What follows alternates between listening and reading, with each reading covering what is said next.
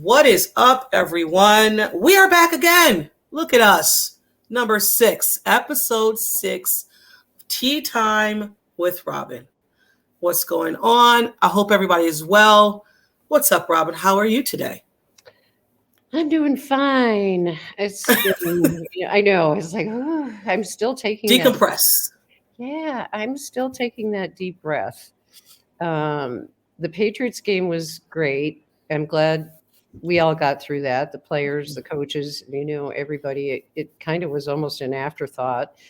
But holy cow, what a game that proved to be. Right from the start. Uh, Naeem Hines, I think I don't know what to think about him, but I think he was like sent from heaven. Uh, something. yeah, because didn't that game just kind of like, okay, I took a deep breath and it was like, did he really score that touchdown? And oh my God, what a way to start this game. I feel so much better. It was something that needed to happen, I think, because it's like, the elephants in the room, and you're like, okay, what are they going to do?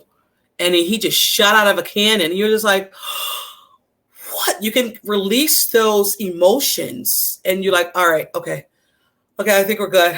Okay. It was just one of those things that needed to happen for sure. It did. And Josh Allen even said, one of the reporters asked Josh Allen, what did you think about that? And did you feel some sense of relief? And he was like, yeah, I did. What a great way to start out, go out with, 7-zip and you haven't even been on the field. Yeah, because he had his helmet on, ready to go. And he was just like, all right. And he was like, all right, let me put the coat back on and sit down here for a little bit and see what we're doing. Right, exactly. So it definitely felt good. It was definitely an emotional game all the way through and I know we weren't going to start here, but it was one of those games where after everything was settled, you were like, all right, Buffalo, I mean, we can't play this game just on emotion itself. You really have to go out there and play this game because New England is fighting to stay in the playoffs. So you got to kick it in at some point. We have to kick it in, and, kudos to them because they didn't really practice that week and, leading up to that game, but, they held it together and pulled that victory out. So that was great to see. It was amazing when you think about it. And they must have been, I just can only imagine that the players were emotionally and physically spent at the end of that game. It's like, okay, now we can have a day to just like rest. And with all the news coming out that DeMar is doing well, and continue to pray for DeMar and his family, that he's doing well, is just a godsend for sure. Like, we were going Monday, Tuesday, we were just like, what is going on? Okay, he's still not, breathing on his own. And then as the week went on, it's like it get better and better and better. It's just like, thank you, Jesus. Like, for real. Yeah. Like Josh said, there is a God. So, I mean, if you don't believe, I totally understand. But there was some miracle workings in that week. Oh, absolutely. And if you are a spiritual person at all, it was mind-blowing. Mm-hmm. Absolutely mind-blowing. And all of the coincidences with the number 3 and I mean, I'm not superstitious or anything like that, but when you see all of these things happening, it just ties it all together. It's like a thread that just ties it all together. And it was a week. It was a week like I don't know that I've ever experienced as a fan. The absolute shock, and then every day drip, drip, drip of news and praying and hoping and wondering, and then seeing this tremendous thing that happened when, he became whole again, basically. Right. And what we all experienced going through that, it was rough. It was rough, and it's going to be rough for a while. Yeah. And in the midst of that, we had John Murph. We got news that he suffered a stroke, and we don't want to not, give him his flowers because he is still here. Thank God. We have to, notice that. I mean, I was, excuse me. I watched one Bill Drive, and when Chris got the news, he was, and I'm pretty sure they knew all along. But it was just, and I love Chris. I love his commentary. He is very animated, and I love that about him. So, I mean, you wouldn't miss a step when it came to John and Chris, but the fact that John's not there because he is Buffalo Bills. He's the voice of the Buffalo Bills, and for him not to be there, and with everything going on with DeMar, you're just like, all right, come on, Really, like truly, and Murph, yeah, it was like, oh my God, this is too much. Because at first we heard that, he was sick and mm-hmm. wasn't able to do the Bengals game. And Chris Brown started, that game and did the first quarter until DeMar's incident happened. Right. And we heard, I just assumed that, oh, well, his voice was gone because he had a cold or whatever, and he would be fine. And then we find out that he had a stroke. And I just want to say that my thoughts and prayers are with him and his family. I don't, obviously we don't know any of the details in terms of how deeply, he was affected, but we do know that with a stroke, you do have to be concerned. Is his speech going to be affected? Is he going to be able to come back and do more games? His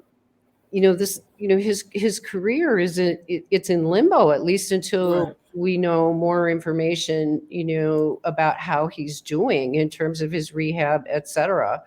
And my commentary about Murph is, he's our connection to Van Miller, and Van was our very first, well, in the second year of the existence of the Bills on, he was the voice of the Bills, and Murph has been that voice ever since, and used to do color commentary with Van Miller. So, there's a deep rooted connection that Bills fans have with Murph. And so to feel like, oh my gosh, now we have another person that we don't know, what's going on, because we've all been praying and thinking about Kim Pagula. Oh, absolutely. And so, whatever happens for Murph, we obviously wish him the best.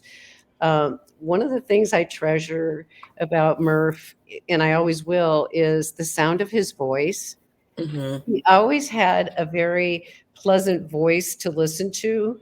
That baritone, kind of voice that he had. So that's something that I'll miss. And in talking about Chris Brown, I loved listening to his covering the game, because you can tell that this is like a guy that's wanted to do this all for of a long, yes.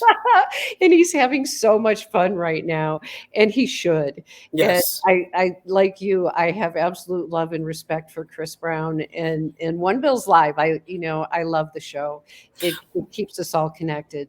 But also too, Chris Brown replaced John on that show as well. He did. So yeah. It's like the natural order of things. But I hope that we get to see Murph come back. If not this season, then next for sure. So right. Crossing fingers and absolutely in our thoughts and prayers for sure.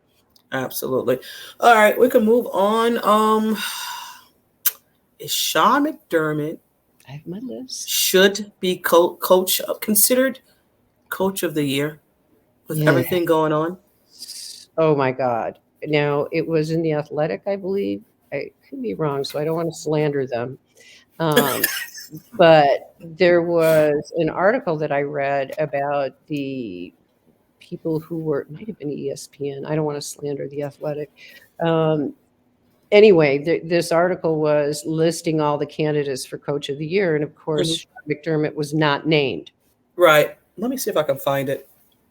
And I am just like, honestly, I can go on this rant because what?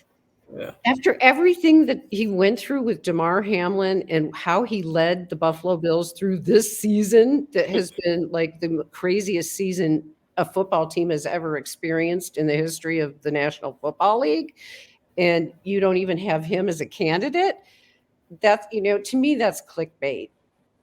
It is. You know what? And it was first year coaches. It wasn't. It wasn't coach of the year, because I mean they got Brian Dable. They got Doug Peterson.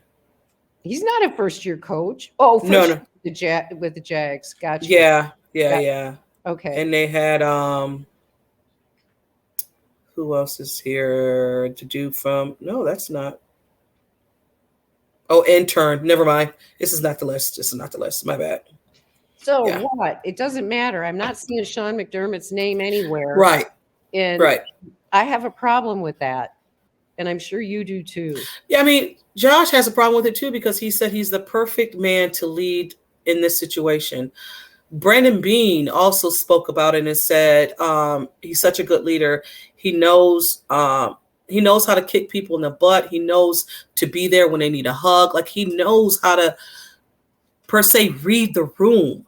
Mm-hmm. So, I mean, if you're a quarterback and if your GM is saying, in this situation, I see no other man leading these men out of this situation and what's going on in Buffalo. This guy he's the perfect coach to lead these men. He is. It says a lot. It says a lot. It totally does. And the thing is that's funny about it, he won't care. No. He won't care a fig about any kind of award or anything like that, because he is so selfless. Mm-hmm. He's one of the most selfless people that I think I've ever observed. He makes sure that nothing is about him. Mm-hmm. He always is quick to say that, when the Damar thing happened and people were asking him, how you doing? Well, this isn't about me. That's kind of where he's always at. And the only other comment that I would make about McDermott is, and it has nothing to do with him being coach of the year, is that he's very religious and he's also very spiritual, which, right. Someday you and I will get into a conversation about, the difference between religiosity and spirituality. Mm-hmm. We'll save that for another time. But the bottom line is he's both, and he's very comfortable with his religion, with his Christianity. And he's comfortable saying it. Yes. Yeah. And that's something that I think is to be admired. In a world, in a time, and I won't get preachy on this too much, but in a world, in a time when things are so divisive, it comforts me to see a man who is so comfortable with his Christianity in his skin. It just comes out of him. He lives his Christianity. I guess that's what I'm trying to say. He lives it. I can't wait till we have a conversation about this, because some people are uncomfortable speaking about religion and Christianity, which I understand.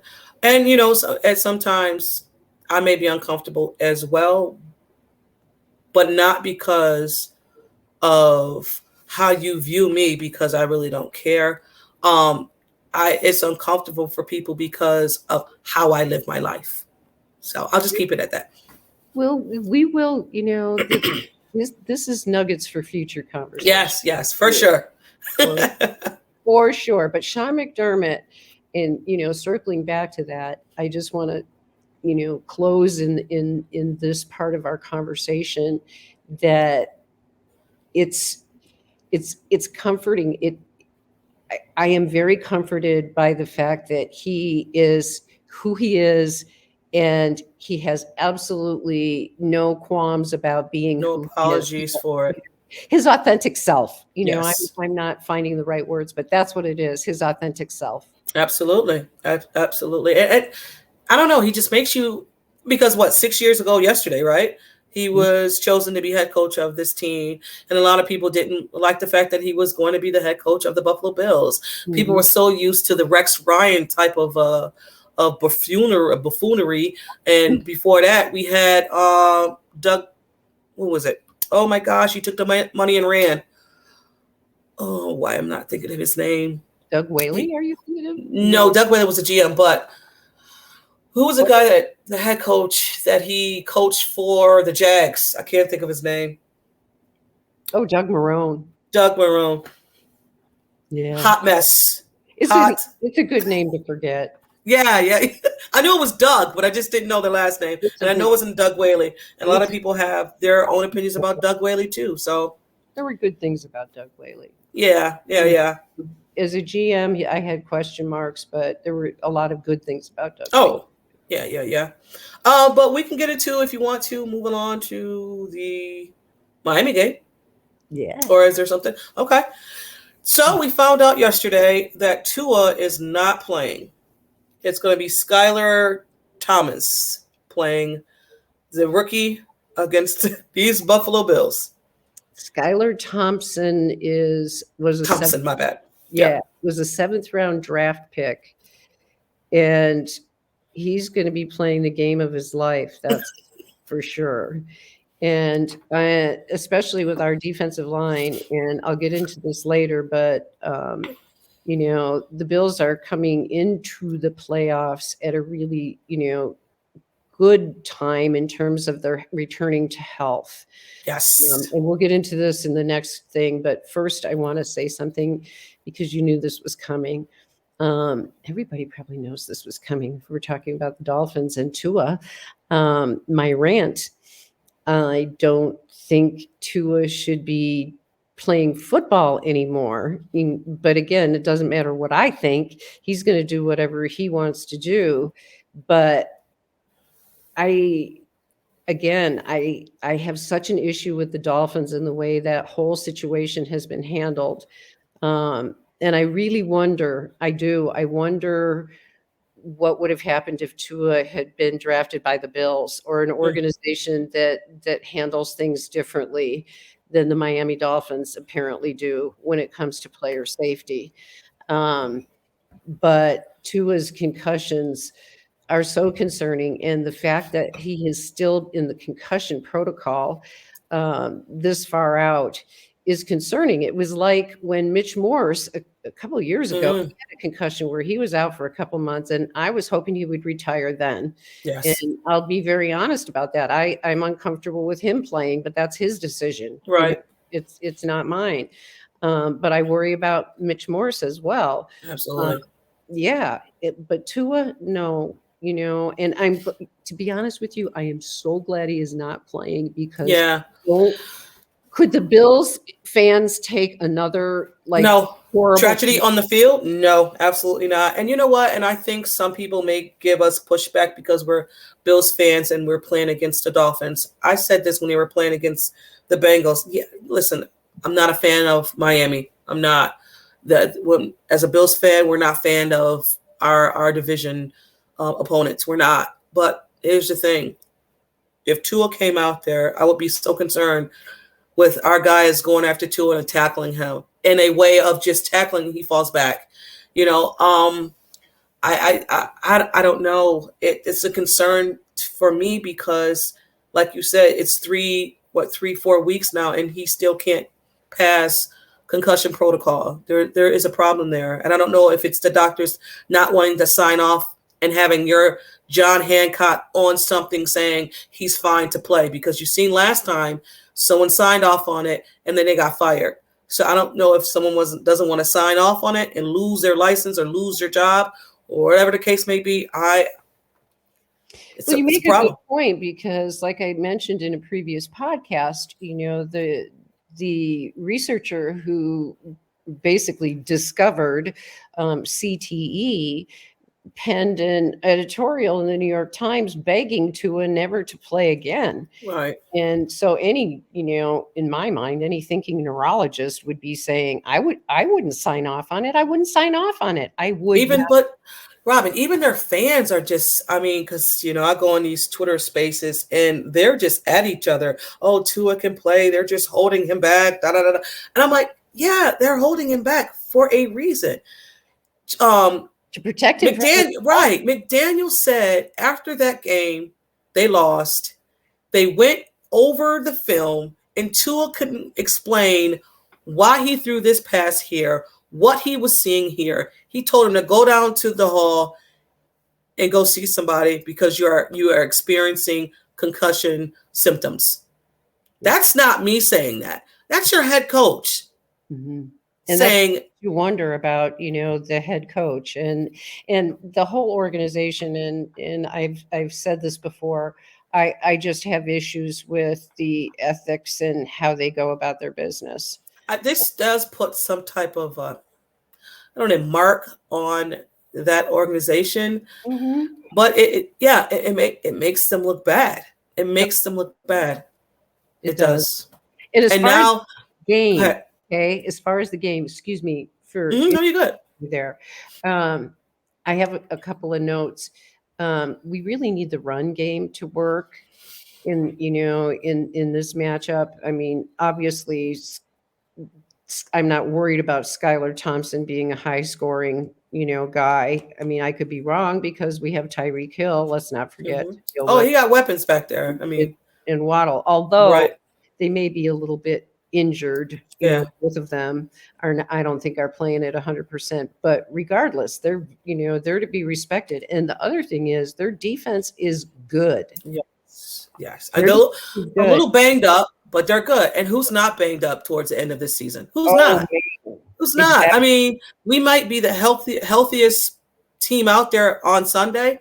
I mean, we've had injury lists of stuff during this whole season. I mean, the Bills may be the healthier team out there right now, but I mean, who's not banged up? It's towards the end of the season. Everybody has ankles, whatever, all these bruises, but they're going to go out there and play. But I'll say this, if they see that Skylar is not handling what he needs to handle, and we're picking him apart, at some point during that game, you're going to see where Miami is just like, we're done.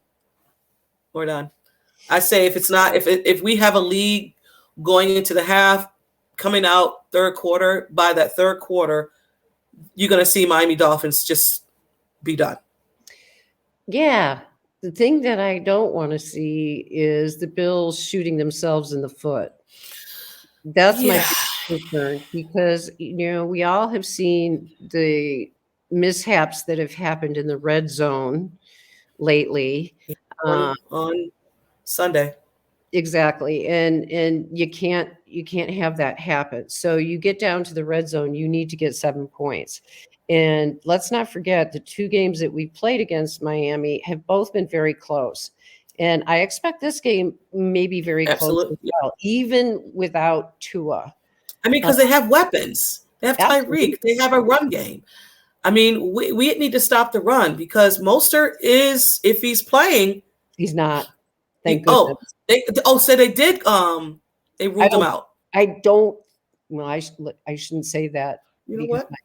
I thought they ruled him out. I thought they did too. But regardless, if he plays, he scares me. Yes. He ate our defense the last time. Yes, he did. Yards or something like that. I was like, ugh, okay. But not even him though. They have another guy back there too. Williams. Forgot his name. Yeah, he's good too. So you can't let up. The point is, as it builds, you cannot let up. And I don't trust McDaniels not to do some dirty stuff. I don't know what, but I don't know why. But that guy just doesn't, he doesn't sit well with me for some reason. It must be the thing with Tua. But, when somebody like that kind of taints my point of view, I have a tendency to look through a filter. And I don't like what that guy stands for, I guess. Mm-hmm. Is kind of pretty much where I'm at with it. But here's a stat for you that McDermott does well against rookies. He is 10-3. The only ones he lost against rookies. And I didn't even know he lost against Sam Darnold, but he did. Sam Darnold Lance, and Mac Jones. Well, So Mac Jones. I'm still laughing about Mac Jones. That he's a head trip for me. Um, yes, I guess the other thing we want to talk about, if I can move on, yes, go ahead. because I'm just so excited about this. The news that we got that Micah Hyde and Jamison Crowder were being taken off of IR, put on that whatever list that they had 3 Yes. weeks to get signed to the active roster. What do you think, T? I mean, I don't like to move past the Miami game, but if we did, there's a possibility he can play. I I seen that. I was like, oh my God, can he play on Sunday? And there's like, no, there's no way he can play on Sunday. I was like, all right, cool, cool, cool. So that means we definitely have to win. Mhm. Definitely have to win. I want to see him play again. Yes, yes. Micah Hyde, if I can wax poetic for a second, I love him for so many, many reasons. He is kind of a heartbeat of our defense. Mm-hmm. And I said this when he went out earlier this year that losing him was catastrophic. And Yes. I thought, okay, well, we'll try to get through. We have depth, blah, blah, blah. But my heart just sank when we lost him because he's the Josh Allen almost of the defense. He's the leader. Everybody gravitates to him and Mm-hmm. his role on the field. And when him and Popo are together, Yeah. they make It, music. they do. And I, for the longest, we've missed that this season. Oh, And you can tell, and you could definitely tell in the back end that he's definitely being missed. Um, he's not ruled out. He just said he didn't play or he didn't practice yesterday. Not to go back to that, but yeah, he possible that he may play. Um, and you know what? When it came to Micah Hyde, did he go down a third game? Was it a third game or second game? second or third game, maybe the Right. early. But the way it was early on, and the way it happened, it was just like he's on the cart just going to the locker room. You're like, what happened? Yeah, for me personally, this is just an aside, but he had a herniated disc in his neck, and that's what happened. Well, it happens like over like nothing because I had a herniated disc in my own neck that I woke up with. Oh, And really? yeah, and it's like, well, what did you do? Well, I woke up, and that And and that's all was it took? that's all I did it in my sleep apparently. And it can happen when you have if the disc was already damaged, Gotcha. and it was just kind of there hanging on by a thread, so to speak. Mm-hmm, mm-hmm. And I would expect that's probably what happened, with Micah Hyde. But he obviously had a minimally invasive surgery because there's no way that he would even be coming back at all Right. here if he'd had like a fusion or anything like that. That would no that Because I would. want to say that's what people were concerned if he could be able to turn his Mhm. neck and whatnot. And I'm like, I'm pretty sure if that was the case, he would not be out there. No, they can tell what weight bearing, he can take, and they have enough, testing to be able to determine whether or not it would be appropriate for him. And he's passed every test along the way. Mm-hmm. So I'm good with it. If he feels comfortable and the doctors feel comfortable, I'm comfortable, with him coming back. And putting his medical issue aside, having him back fresh. Yes. Because yesterday he goes, I've never felt this good in January. No, everybody's sore in the ice buckets, and he's just like, I need none of that. I'm I'm ready good. to go. I'm ready to go. I'm ready to go. And so having him back in my mind is so significant for this defense, just incredibly significant. Yeah, And because Johnson and Um, oh my gosh, with the Dean safety, Marlowe. they're not. They're not it. I mean, they're there. No disrespect to neither one of them. They're just not it. They're not. They're filling it. They're the backups for a reason. And Popo, I call him that because I love him. Mm. Popo, he's been on a bum knee. Yeah, a knee and elbow, like elbow, exactly. So he's not even 100%. But right. Micah just takes everything and puts it all together. He'll make Tre'Davious play better by just being there. And Tre'Davious fresh eyes, Robyn. Fresh eyes. and big eyes in terms of he sees the field. He's like the field commander because he can see what's going on. He knows what's coming, and he can discuss. Belichick has said this, that Micah Hyde and Jordan Poyer can disguise themselves so much. He has absolutely no idea what coverage they're in. And he said they do it better than any safety tandem that he's ever seen, which is high praise. Yes, it is. High praise. Yes, it is. So yeah, that's my Micah Hyde lecture. But no, I'm happy. I can't wait. Like I said, we got to definitely take care of business when it comes to Jamison Crowder. I don't want to get out. Yes. This is why we brought Ed Beasley back. Yes. So now I feel better about this stable of running, wide receivers that we have. I feel better about it. I feel much better about it. And, one other quick note, because I want to know what you think about this too. I really wish people would stop as bad, as tough as it's been for Gabriel Davis this year. I really would like the slander to slow down because I don't think it helps anybody. And yes, is it right to criticize him for dropping passes that he should have caught? Yes, absolutely. I get it. But I think sometimes on social media, it gets reverberated to the point where it's not helpful. Expectations. As fans, we have expectations when it comes to our teams and our players. I'm pretty sure Gabriel Davis has expectations too. And I'm pretty sure Gabriel Davis didn't want to drop the balls that he's dropped this year. So from 1 year playoff run for Gabriel Davis, and he's catching all balls out of this world, to the next year of our expectations for Gabe Davis was to step into the number 2 position and just go ablazing. Guess what? It didn't happen. Are we upset? Sure.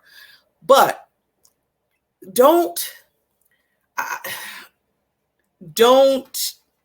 lose focus that he's working.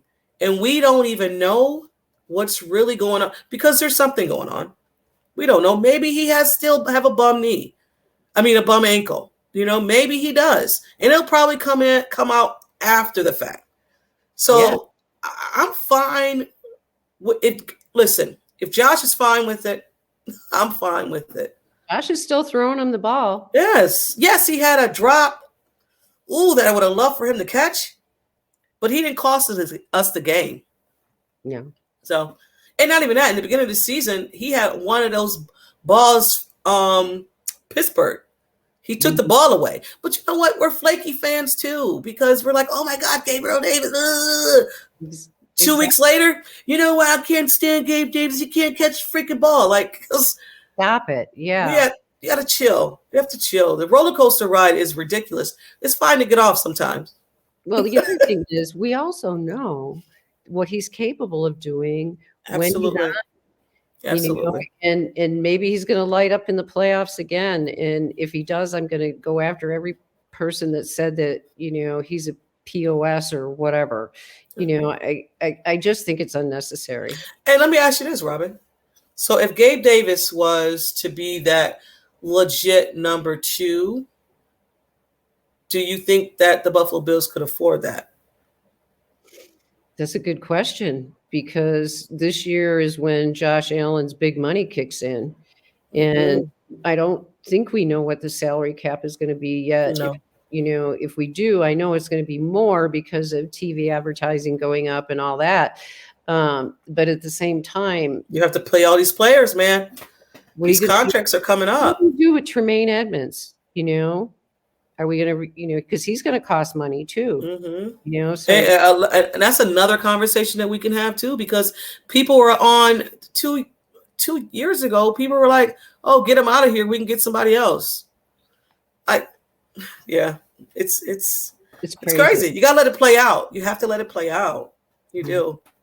Have to let it stop reverberating in social media too. Yes. So when you see stuff like that, if anybody's listening and you see this stuff ripping around social media, feel free to take a moment and share that we don't need to do that all the time, because it's enough. And we have ran players out of Buffalo. Let's be honest. Let's just be honest. Well, you have any more? Are you done? Are we conversating some more? I think I babbled enough, except for one thing. One thing I do want to say, and it's just my message to everyone. This is an ongoing process that we have in terms of what we went through watching Damar Hamlin and his challenge.